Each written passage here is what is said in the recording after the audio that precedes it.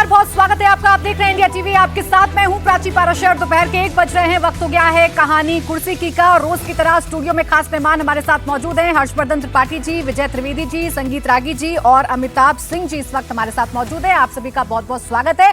तो आज कहानी कुर्सी की में सबसे पहले बात करेंगे बंगाल चुनाव की। पहले फेज की वोटिंग की बात करेंगे जिसका काउंटडाउन शुरू हो गया है। कल पश्चिम बंगाल की 152 सीटों पर वोट डाले जाएंगे। सवाल है कि क्या इस बार पश्चिम बंगाल में पहली बार बीजेपी की सरकार बनेगी या ममता बनर्जी जीत का रिकॉर्ड तोड़ेंगी। बंगाल विजय को लेकर बीजेपी की क्या तैयारी है। फर्स्ट राउंड की वोटिंग बीजेपी के लिए बहुत महत्वपूर्ण है क्योंकि पिछले इलेक्शन में बीजेपी ने कुल 77 सीटें जीती थीं और इनमें से 59 यानी 75% से ज्यादा सीटें इन्हीं 152 में से थीं जिन पर 23 अप्रैल को वोट डाले जाने हैं। परसों फर्स्ट फेज में नॉर्थ बंगाल के कूच बिहार, अलीपुरद्वार, जलपाईगुड़ी, कालिम्पोंग, दार्जिलिंग, नॉर्थ और साउथ दिनाजपुर के अलावा मालदा में भी वोट डाले जाएंगे। इसके अलावा इस इलाके में तृणमूल कांग्रेस का भी अच्छा प्रदर्शन रहता है। पिछले इलेक्शन में ममता बनर्जी की पार्टी ने कुल 215 सीटें जीती थीं। इनमें से 92 सीटें इसी इलाके की थीं।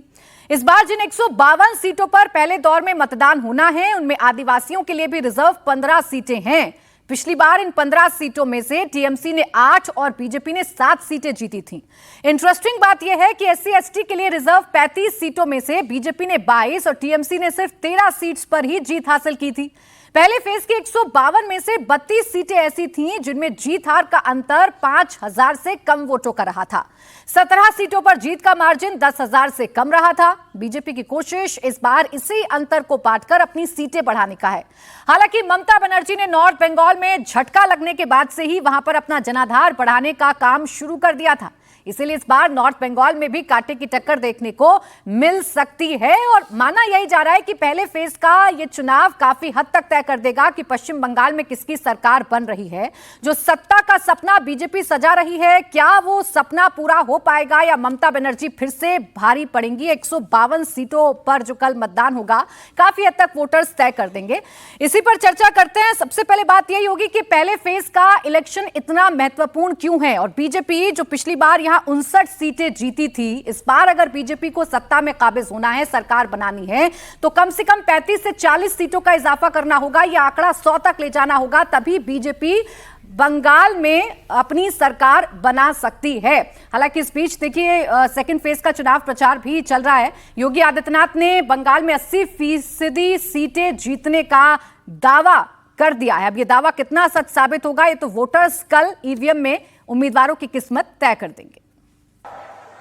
अभी कल पहले चरण के चुनाव होने हैं और जो मैंने बंगाल के अंदर बहार देखी है, वर्तमान में जो उत्साह देखा है, परिवर्तन के प्रति जो एक लोगों के मन में एक हृदय की उद्गार देखने को मिला है, मैं कह सकता हूं पहले चरण के होने वाले चुनाव में 80% सीटें भारतीय जनता पार्टी जीतने जा रही है। अभी 80% का दावा तो योगी आदित्यनाथ ने कर दिया, लेकिन यह भी तय मान लीजिए कि पहले फेज के चुनाव में टीएमसी का पलड़ा पिछली बार भारी रहा था। यहां पर कुछ ऐसी सीटें हैं जो मुस्लिम बाहुल्य इलाके वाली सीटें हैं। ऐसे में टीएमसी को हराना क्या वाकई में इतना आसान बीजेपी के लिए होगा। हर्षवर्धन जी, क्या चेंजेस इस बार बीजेपी ने किए और क्या लग रहा है वो जो 35 से 40 सीटें बीजेपी अगर प्लस कर लेगी तो क्या सत्ता में आने का उनका रास्ता आसान होता हुआ दिख रहा है आपको? देखिए, सबसे पहले तो ये कि ये ओपन सीक्रेट है कि जो पहला चरण है यही तय कर देगा कि भारतीय जनता पार्टी लड़ाई में रहेगी, लड़ाई जीत लेगी या लड़ाई से ही गायब हो जाएगी। यही पहला चरण तय कर देगा। और वैसे तो रोचक के अंदाज में कहें तो वो झारग्राम वाली झालमुड़ी जो है वो भी यहीं की थी, जो एकदम से वायरल हो गई है, एकदम इंटरनेट बस्ट हो गया है, इतना सर्च हो गया है। लेकिन ये तो हुआ जो माहौल बना हुआ है, जमीन पर कितना है इसका फैसला होना बाकी है। अब उसकी 2-3-4 बड़ी चीजें हैं। एक तो ये कि पहली बार जो बंगाली हिंदू देश के अलग अलग हिस्सों में रहता है वो भी जागा हुआ है। मतलब मेरी जिनसे बात हुई, चूंकि मतलब अलग अलग शहरों में ठीक ठाक जो पश्चिम बंगाल के लोग हैं वो जाते हैं और उसमें 2 तरह की चीजें होती हैं कि एक तो पश्चिम बंगाल से आए और दूसरा बांग्लादेशी है क्या। मतलब ये दोनों है, जो खास करके जो कामकाजी वर्ग है, जो कारीगर वर्ग है, जो मजदूर वर्ग है, तो 2 के दोनों खूब जम के जा रहे हैं। अब ऐसे बांग्लादेशी कौन है ये तो पता लगा पाना अभी संभव नहीं हुआ है। हम उम्मीद करते हैं कि एक दिन देश में एनआरसी होगी और ये हो पाएगा।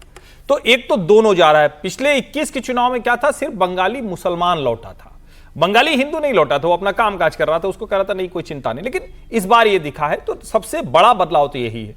उसके लिए किया क्या, भारतीय जनता पार्टी ने अलग अलग राज्यों में, और ये अमित शाह के आने के बाद ये स्ट्रेटजी बड़ी हुई है। ऐसा नहीं पहले नहीं होती थी, अटल जी के समय में भी ये होता था, पहले भी भारतीय जनता पार्टी कहीं भी है तो प्रवासी ले जाती थी। लेकिन अमित शाह के समय में ये जो मैन टू मैन मैपिंग शुरू हुई है ये ज्यादा हुई, तो इसका कितना प्रभाव होगा ये देखने वाला होगा। दूसरा जो बहुत महत्वपूर्ण है और जो पूरा चुनाव तय कर देगा, भय डर, उसको लेकर भारतीय जनता पार्टी ने किया। और मैं तो ये मानूंगा, जो आरोप लगता है कि भाई चुनाव आयोग तो तृणमूल कांग्रेस के खिलाफ काम कर रहा है, तो काम तो खिलाफ काम कर रहा है, क्यों कर रहा है ये सवाल पूछा जा रहा है। इसलिए कर रहा है कि देश के किसी राज्य में जब हिंसा नहीं होती, जब कहीं बैलेट नहीं लूटे जाते थे, तो भी यहां पंचायत चुनाव में बैलेट लेकर लोग भाग जाते थे, चाहे वो 15 हो चाहे उसके बाद का चुनाव, मतलब वो लगातार ये होता रहा। तो इस बार केंद्रीय चुनाव आयोग ने जिस तरह से लगभग 2500 बटालियन, यानी इतनी कंपनियां हैं जो वहां तैनात हैं, और डीएम एसएसपी घर घर जा रहे हैं। इसके बाद एक और चीज है जो बड़ा महत्वपूर्ण है, और पहले चरण में ही उसकी सबसे बड़ी परीक्षा है, क्योंकि दोनों लिहाज से घोर भाजपा के लिए कमजोर सीट, वो मुर्शिदाबाद वाली जो है वो भी वही है, और जो मजबूत सीटें हैं वो भी यही। सवाल यह है कि जो एसआईआर हुआ, उस एसआईआर में सचमुच शुद्धिकरण के बाद कितना 90, 95, 92, 93 कितने प्रतिशत मत होने जा रहा है, और क्या वो जो सीट पर 5000, 10,000 का अंतर था उसको बदलने जा रहा है। ये बंगाल के पहले चरण में ये साफ साफ दिखेगा। भाई नॉर्थ बंगाल में बीजेपी मजबूत रही है, लेकिन ममता ने भी इस बार कोशिश की है कि नॉर्थ बंगाल में जो बीजेपी का विजय रथ था उसे रोका जाए, लेकिन जंग महल की सीटें हो, यहां पर बीजेपी बहुत ज्यादा मजबूत नजर नहीं आती है। और मुर्शिदाबाद की बात करें तो ये मुस्लिम डोमिनेंस वाला एरिया चुनाव में भी जंगल महल की ही सीटें, वो लगभग 14 सीटें जीती थी, तो उसकी अच्छी स्थिति थी। 16 सीटें यहां भारतीय जनता पार्टी जीती थी, और टीएमसी का दबदबा यहां थोड़ा सा ज्यादा रहा था, लेकिन मुर्शिदाबाद में सिर्फ और सिर्फ टीएमसी ही नजर आई थी। अब इन इलाकों में क्या मुस्लिम वोटर्स का बिखराव होगा, और क्या काफी हद तक पहले फेज का चुनाव इस बात पर निर्भर करेगा अमिताभ जी कि मुस्लिम वोटर्स कितने बिखरते हैं, कितने वोट खींच पाते हैं ओवैसी, कितने वोट खींच पाते हैं हुमायूं, और इससे यह तय होगा कि बीजेपी को कितना फायदा होगा या कितना टीएमसी को फायदा या नुकसान होगा। देखिए, मुस्लिम वोट अगर आप देखें तो इस समय यूनाइटेड हो गया है टीएमसी के साथ, क्योंकि जो अभी हुआ था बाबरी मस्जिद वाले कांड को लेकर, और जो वो पार्टी को पैसे देने की बात हो रही थी, उससे ये चीज़ स्पष्ट हो गया कि ये एक फोनी ऑर्गेनाइजेशन है जिसको कोई रिप्रेजेंट नहीं करता है। एआईएमआईएम भीड़ जुटा रही है, लेकिन वो वोट में कन्वर्ट नहीं कर पाएगी, ऐसा मुझे लग रहा है, क्योंकि जो डिस्क्रेडिटेड इस समय ये दोनों पार्टियां दिख रही थी, चाहे वो वोट को लेकर हो, चाहे वो पूरी तरह से मोबिलाइजेशन के लिए हो, लेकिन इस समय मुझे लग रहा है consolidation of Muslim votes TMC के साथ है। और जैसे एसआईआर का भी है, जिसमें सबसे ज्यादा माना जा रहा है कि मुसलमानों को ही घाटा हुआ है, हालांकि हिंदू भी उसमें हैं, उसमें अगर आप उस एक वोट मत काटिए। आप सोचिए, अगर किसी घर में एक आदमी का नाम कटा है और उस घर में 5 लोग हैं, तो वो पांचों लोग उसको वोट नहीं देंगे, चाहे वो मुस्लिम हो या हिंदू। कहेंगे कि ये इलेक्शन कमीशन ने किया, और इलेक्शन कमीशन इस समय जिस रोल में दिख रहा है, उसको देखकर लग रहा है कि वो टीएमसी को ही जाएगा।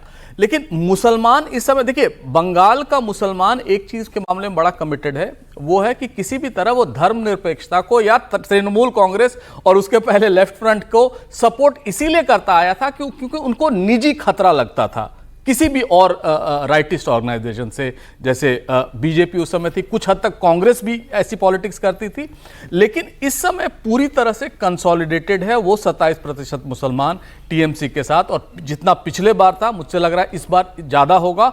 और खासकर हुमायूं कबीर के डिजास्टर के बाद उनका भी भरोसा ऐसी राजनीतिक दलों से उठ गया है जो इस समय मुसलमानों के डिजास्टर मत कहिए sir, well planned strategy Mamata Banerjee की जो थी वो। देखिए, स्ट्रैटेजी तो तब होगी जब आप कहेंगे कि ये कंसोलिडेशन हिंदुओं वर्सेस मुस्लिम हो रहा है। ममता बनर्जी को आप देखेंगे तो हिंदू वोट भी उतने ही मिल रहे हैं जितने पहले मिले थे। ये है कि पोलराइजेशन हो गया है, लेकिन पोलराइजेशन भी सिर्फ उन स्पेसिफिक जगहों पर हुआ है जहां पर अदरवाइज तृणमूल कांग्रेस स्ट्रांग थी, लेकिन मुझे उसका इमीडिएट कन्वर्जन वोट्स में इस बार अब तक तो नहीं दिख रहा है। हालांकि यह है कि भय का एक माहौल है, जो दोनों तरफ भय है, मैं ये नहीं कहूंगा कि एक ही तरफ भय है। सर, अगर मुस्लिम वोट इसी तरीके से कंसोलिडेट होगा तो जो सपना बीजेपी देख रही है, जो दावा बीजेपी कर रही है, फिर वो दावा तो कंप्लीट नहीं हो सकता, वो सपना तो पूरा नहीं हो सकता, क्योंकि 75% पिछली बार मुस्लिम वोट टीएमसी के साथ गया था, और इसमें अगर प्लस होता है तो फिर टीएमसी की सरकार बन सकती है, टीएमसी सरकार बना सकती है, जीत का चौका लगा सकते हैं। लेकिन ये जितने भी इलाके हैं विजय जी, यहां पर सिर्फ अगर मुर्शिदाबाद वाला इलाका मैं छोड़ दूं, बाकी हर जगह पर बीजेपी ने अपनी मजबूती दिखाई है, बीजेपी ने अपनी मौजूदगी दिखाई है। आप अगर पहले फेज के इस चुनाव में देखेंगे तो नॉर्थ बंगाल में 30 सीटें जीती थी, जंगमहल में 16, और साउथ वेस्ट बंगाल जो पश्चिम बर्धमान और पूर्वी मिदनापुर वाला है वहां 11 सीटें जीती थी। बस मुर्शिदाबाद में 2 पर सिमट कर रह गई थी। इस बार क्या ये जो नंबर्स हैं ये कम होंगे बीजेपी के, या प्लस होने की भी कोई उम्मीद लगा सकते? कम होने की संभावना तो कम लगती है, लेकिन इतना बड़ा जंप जैसे आप कह रहे हैं, जो हमारे ग्राफिक्स बता रहे हैं कि अभी 59 सीट्स हैं उनके यहाँ इस इलाके में, और वो बढ़कर 35-40 सीटें बढ़ के 100 प्लस हो जाए, तो फिर तो पहला फेज के, दूसरा फेज के, तीसरा फेज के, कुछ भी के लिए फिर तो चुनाव ही कहाँ बचता है। यदि कोई पार्टी एक फेज में ऑलमोस्ट 80% सीट इंक्रीज कर ले तो फिर दावा योगी ने किया अभी नहीं, दावा तो अलग बात है, लेकिन हम ग्राफिक्स की बात करें कि भाई 100 सीटें 102 सीटें हो जाए। हाँ। अब 60 से 102 सीटें हो जाएगी बीजेपी की, तो फिर तो कोई चुनाव ही नहीं बचेगा, है ना। लेकिन फर्स्ट फेज में बीजेपी थोड़ा सा इम्प्रूव कर सकती है, और उसके लिए इम्प्रूव करने की जगह यहीं पर ज़्यादा है कि वो कितना कर सकती है। अब ये दिनाजपुर में कितना करेगी, या मालदा में कितना करेगी, या मुर्शिदाबाद में कितना कर सकती है, और झारग्राम में भी कितना कर सकती है। मुर्शिदाबाद कर पाएगी सर? नहीं, दिनाजपुर में भी वही हालत है, कोई ऐसा, और झारग्राम में भी बीजेपी के पास 1 सीट नहीं है। हाँ। तो वहां पर कितना करती है, और क्या इतनी गुंजाइश बनी हुई है कि 60 सीटों वाली पार्टी 40 सीटें जीत ले। और अगर ऐसा है तो फिर तो मतलब कोई संभावना, आशंका, उम्मीद या कोई भी पैरामीटर्स का कोई मायने नहीं है, फिर तो साफ है कि भारतीय जनता पार्टी की सरकार वहाँ बन सकती है। और जैसे अभी चर्चा हुई कि एसआईआर की भूमिका महत्वपूर्ण हो सकती है, कि एसआईआर में कितने वोट कटे हैं, वो वोट कितना डिफरेंस करते हैं, क्या वो जो सीटें हैं जिन पे 10,000 से कम का अंतर है उस पर फर्क पड़ रहा है, क्या जिन पे 5,000 से कम का अंतर है, वो तो वैसे ही बहुत सारी सीटें बदल जाती है आमतौर पर, किसके पास है किसके पास नहीं है। लेकिन एसआईआर की भूमिका एक महत्वपूर्ण भूमिका रहेगी इन चुनावों में, कि वो जो वोट कटे हैं उसका नुकसान टीएमसी को कितना होता है, और यदि भारतीय जनता पार्टी को भी कुछ होता है तो वो कितना होता है, वो दोनों है। लेकिन एक बिल्कुल आमने सामने का मुकाबला है, टक्कर देख रहे हैं, टक्कर है, कोई है ही नहीं तीसरा मैदान में, न हुमायूं है, न कबीर है, न ओवैसी है, न कांग्रेस है, न लेफ्ट है।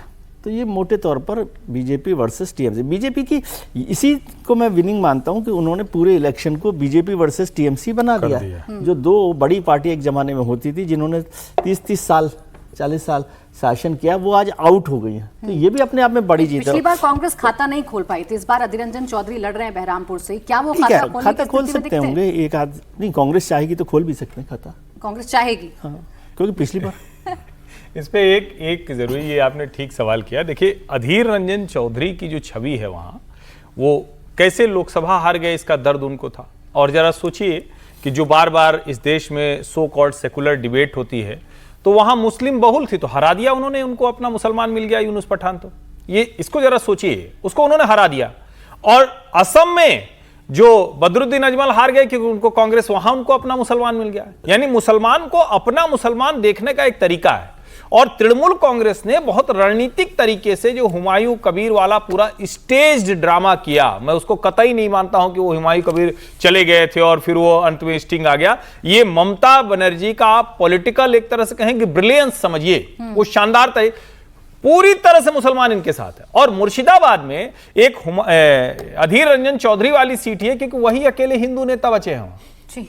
ये भी समझिए आप, वहां हिंदू नेता मुर्शिदाबाद में अकेला अधीर रंजन चौधरी बचा है। और अगर वो आदमी जीत जाएगा तो लोगों को लगता है चलो हमारी थोड़ी तो नुमाइंदगी रहे। भाई अकेले चुनाव लड़ रहे हैं, कोई ऐसा सपोर्ट तो है नहीं कि कांग्रेस के संगठन का बहुत ज्यादा मिल रहा है या बड़े बड़े नेता चुनाव प्रचार कर रहे हैं, वो कितना कामयाब हो पाएंगे। खैर, जो ग्राफिक्स हम दिखा रहे थे वो ग्राफिक्स हम ये बता रहे हैं कि बीजेपी अगर ये दावा कर रही है कि उनको चुनाव जीतना है या वो चुनाव जीत जाएंगे या वो सत्ता में आ जाएंगे, तो उसके लिए पहले फेज में उन्हें अच्छा परफॉर्म करना होगा और कम से कम 35 से 40 सीटों का इजाफा करना होगा, तभी जाकर बीजेपी यहाँ पर जीत के करीब पहुंच सकती है। लेकिन क्या होता हुआ संगीत रागी जी आपको ये पॉसिबल नजर आ रहा है? अगर आ रहा है तो क्या इंप्रूवमेंट आपने देखे बीजेपी के चुनाव प्रचार में और उसकी रणनीति में?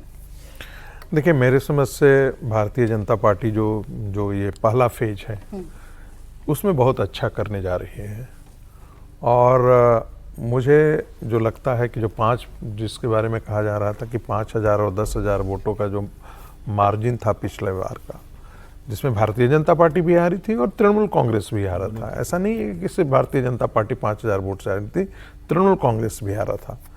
लेकिन वहाँ पर इसकी गुंजाइश इस बार भारतीय जनता पार्टी के लिए बेहतर है और उसका बहुत सीधा कारण है, बिना लाग लपेट का, कि SIR की प्रक्रिया में जो वोट कटे हैं वो एक खास वर्ग के कटे हैं, जिन्हें हम बांग्लादेशी मुसलमान के तौर पे जानते हैं या कहते हैं।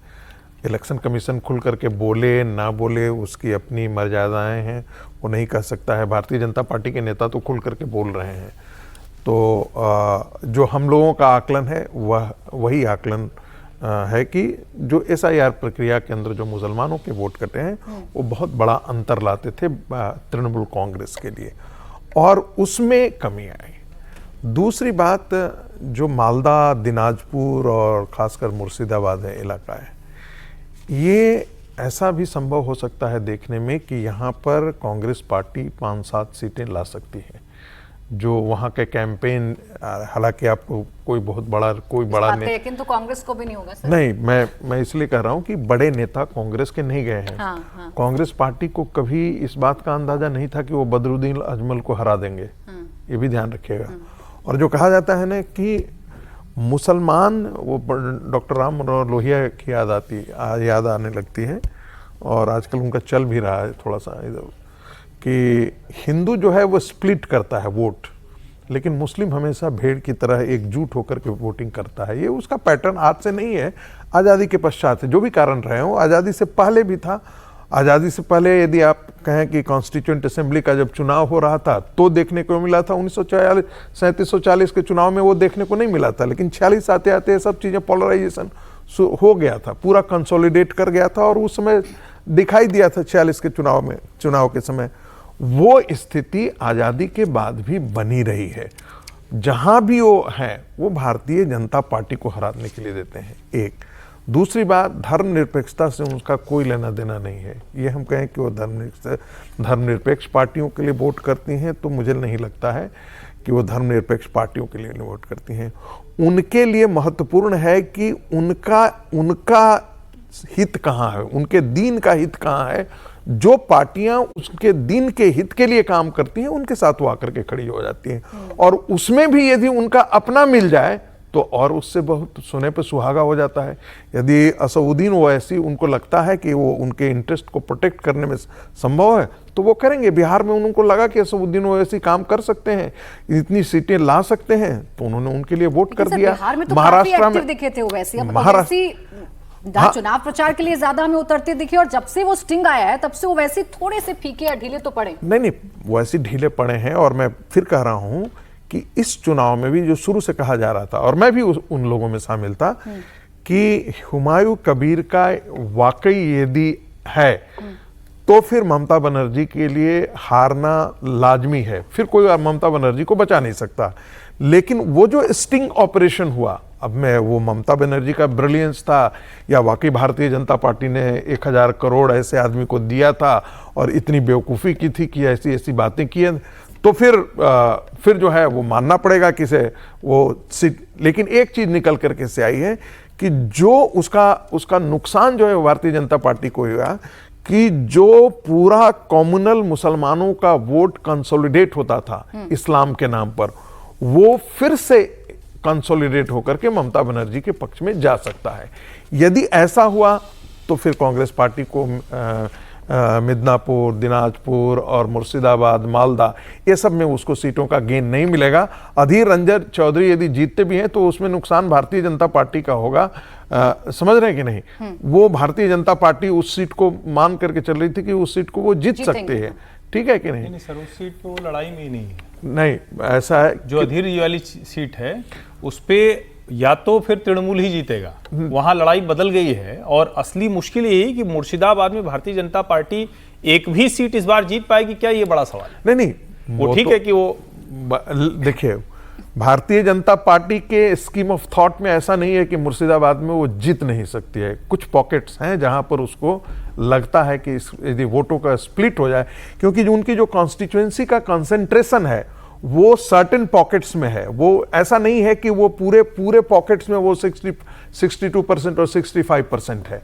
तो वहां पर वो संभावनाएं भारतीय जनता पार्टी दिख रही है जहां उसको लगता है कि हिंदू वोट यदि कंसोलिडेट कर अगर जाते हैं। स्कोर की बात करें, दो सीटें पिछली बार जीती थी ना 22 में से सिर्फ बीजेपी, इस बार ये स्कोर 2 से बढ़कर आगे होगा या 2 से मुझे लगता है कि नीचे तो नहीं जाएगी, एक आध सीट ऊपर जा सकती है या इंटैक्ट रह सकती है। ये मालदा, मुर्शिदाबाद और मिदनापुर में ये सीटें जो है भारतीय जनता पार्टी बहुत ज्यादा नहीं बढ़ रही है इन जगहों पर।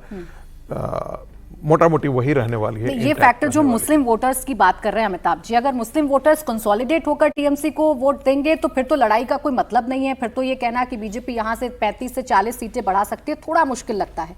लेकिन सीपीएम और कांग्रेस की मजबूती क्या थोड़ा बहुत डेंट करने की स्थिति में आपको दिख रही है मुस्लिम वोटों के लिहाज से? एक चीज अमिताभ बोले, सीपीएम लड़ाई में कहीं नहीं है। वही मैं भी बोलने जा रहा और कांग्रेस पार्टी भी लड़ाई में कहीं नहीं है। एक भी बड़ा नेता कांग्रेस पार्टी का वहां बंगाल में गया है क्या? ममता बनर्जी के खिलाफ राहुल गांधी एक सभा में जाकर के बोल आए थे ममता बनर्जी भ्रष्ट है।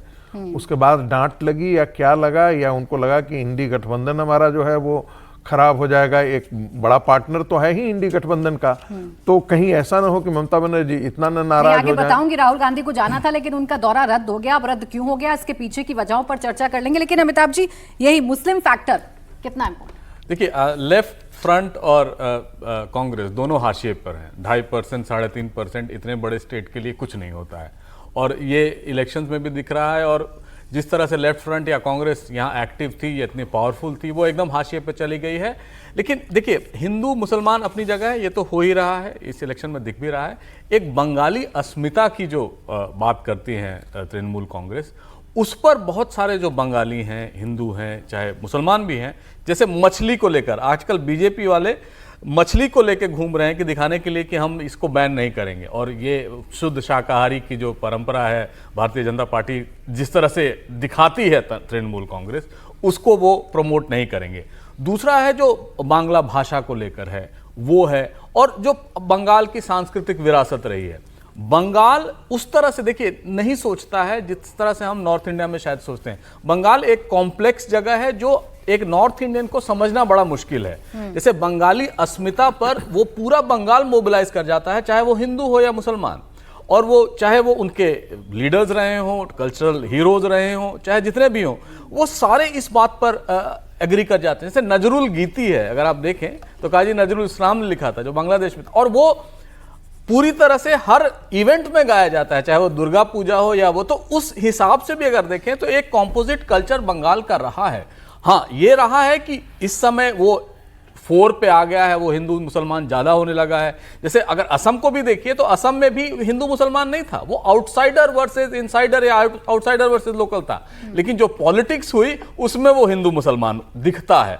तो यहां भी वही है, अगर पूरी तरह से तृणमूल कांग्रेस जितने भी मुसलमान वोट हैं वो अगर मोबिलाइज कर पाए, और मैंने पहले भी कहा AIMIM और वो जो हुमायूं कबीर की पार्टी का जो डिजास्टर हुआ, उससे अब ये लगने लगा है कि वहां के मुसलमान भी थोड़ा सा सतर्क हो गए होंगे। जिस तरह यूपी के मुस्लिम हो गए थे कि AIMIM कैंपेनिंग बहुत करती थी, भीड़ बहुत जाती थी, लेकिन अल्टीमेटली वो सीट में ट्रांसलेट नहीं किया। हालांकि बिहार अपवाद था। हिंदू मुसलमान ज्यादा लाउड एंड क्लियर सुनाई दिया इन चुनावों में, और बंगाल अस्मिता की बात या बंगाली अस्मिता की बात टीएमसी ने बहुत उठाने की कोशिश की, लेकिन उसका इंपैक्ट इतना नजर नहीं आया। हालांकि बड़े बड़े नेता बीजेपी के इसे ध्वस्त करने की कोशिश कर रहे थे, फिर वो झालमुड़ी खाना हो प्रधानमंत्री का या उनके कैंडिडेट्स का मछली लेकर निकलना हो, ये बताना हो कि भाई हम बंगाली अस्मिता के साथ हैं। तो कहीं ना कहीं हर्षवर्धन जी, इसे तो थोड़ी बहुत कामयाबी बीजेपी के लिए कहा जाएगा कि जिस पिच पर वो चुनाव लड़वाना चाहती थी, कम से कम वो पिच तो बरकरार रही। नहीं, भारतीय जनता पार्टी थोड़ी बहुत नहीं, बहुत बड़ी कामयाबी के साथ बंगाल में है। और एक जो कहा जाता है कि न भूतो न भविष्यति, पश्चिम बंगाल में भारतीय जनता पार्टी उसी अंदाज में चुनाव लड़ रही है। ये जो 152 सीटें हैं, इसमें अगर गिनती करें तो 43 सीटें ऐसी हैं जहां मुसलमान तय कर देगा तो कोई और जीत नहीं सकता है। तो बची कितनी, 152 में से 43 निकाल दीजिए, मतलब 109 सीट हो गई। तो भारतीय जनता पार्टी को 109 पर लड़ना है। ये जो ये 43 हैं, इसमें करीब 7 सीटें हैं जिसमें बीजेपी लड़ाई में आ सकती है, कोई चमत्कार हो जाए तो जीत सकती है। तो 109 7 116, तो उसको जो भी स्ट्राइक रेट लेना है वो 152 में नहीं लेना है, ये पहले इसको समझना जरूरी है। वो 116 में लेना है, 116 में भी 109 में लेना है। अब ये जो ममता बनर्जी का मैं पॉलिटिकल ब्रिलियंस बार बार कह रहा हूं, मुझे लगता है, ठीक है, ये क्या होगा क्या नहीं ये तो कोई राजनीति में जानता नहीं, मुझे लगता है कि ममता बनर्जी को पता था अगर परमानेंट उस तरह से चुनाव हुआ तब तो ये बहुत ठीक नहीं जाएगा, क्योंकि लोग उनसे उबे हुए हैं, मुसलमान को भी वहां बहुत कुछ मिला नहीं है। जो बांग्लादेशी है वो ज्यादा मजे में होगा, पश्चिम बंगाल का मुसलमान कितना मजे में होगा, ये भी सवाल है। अब उस लड़ाई में उन्होंने ये कर दिया कि अच्छा ये भाजपा की रणनीति थी, देखो ओवैसी और हुमायूं कबीर मिल रहे, अब सारा मुसलमान एक साथ आ जाओ। लेकिन इसका दूसरा पहलू क्या है, जिसको कहते हैं ना कि सिक्के का दूसरा पहलू तो देखा जाएगा। हिंदू को पहली बार इतना साफ साफ दिख रहा है, इसको भी समझिए आप। और जिस हम कंपोजिट कल्चर की बात करते हैं वो बांग्ला कल्चर है, लेकिन जिस हम एक्सट्रीमिस्ट कल्चर की बात करते हैं वो बांग्लादेश में दिख चुका है। दोनों अगल बगल है ना, अभी तो हुआ, ज्यादा दिन थोड़ी ना हुआ जब वहां रविंद्र संगीत तो छोड़िए, शेख मुजीबुर रहमान की प्रतिमा के ऊपर चढ़ के क्या क्या किया वो सबने देखा। तो मुझे लगता है बंगाल के चुनाव को सिर्फ ऐसे देखना कि वो यहां से ही असर कर रहा है, वो इन सारी चीजों को असर कर रहा है। जो बंगाल बटा है उसका भी इस चुनाव में बड़ा महत्वपूर्ण है, और उस पर अमित शाह जो 27 तारीख तक वहां कैंप कर रहे हैं उन सब का असर पड़ेगा। मैं फिर कह रहा हूं, मुसलमान तय कर चुका है, पहले कम दिखता था, इस बार बहुत लाउड एंड क्लियर दिख रहा है। क्या हिंदू उसकी प्रतिक्रिया में तय करेगा? तो 116 में 80-90% का स्ट्राइक रेट होना बहुत आश्चर्यजनक नहीं है। कई चुनाव में भारतीय जनता पार्टी इसी स्ट्राइक रेट पर रही है। सर आगे भी बंगाल पर ही चर्चा करेंगे। एक ही लाइन सिर्फ बोलना चाहता हूं, ये पूरे चुनाव का निष्कर्ष इस बात पर आधारित होता है कि हिंदू पोलराइज्ड होकर के कितना तृणमूल के खिलाफ वोट करता है, क्योंकि मुसलमान तो पूरा एकजुट होकर के ममता को मान करके चलती हैं कि मुसलमानों की पार्टी है ये, उनके लिए वोट करेंगी चाहे जो कुछ भी हो जाए। हिंदू इसकी प्रतिक्रिया में वोट करता है या नहीं करता है ये तय करेगा। मुद्दा जो बनाया बीजेपी ने वो कितना रंग लाएगा, इस पर पूरी तरीके से चुनाव निर्भर करेगा कि उनका वोटर घर से बाहर निकल रहा है, और निकल रहा है तो क्या हिंदू उनको हिंदू बनकर वोट कर रहा है, या फिर जिस तरीके का बिखराव बंगाल में देखने को मिलता है वही देखने को मिलेगा।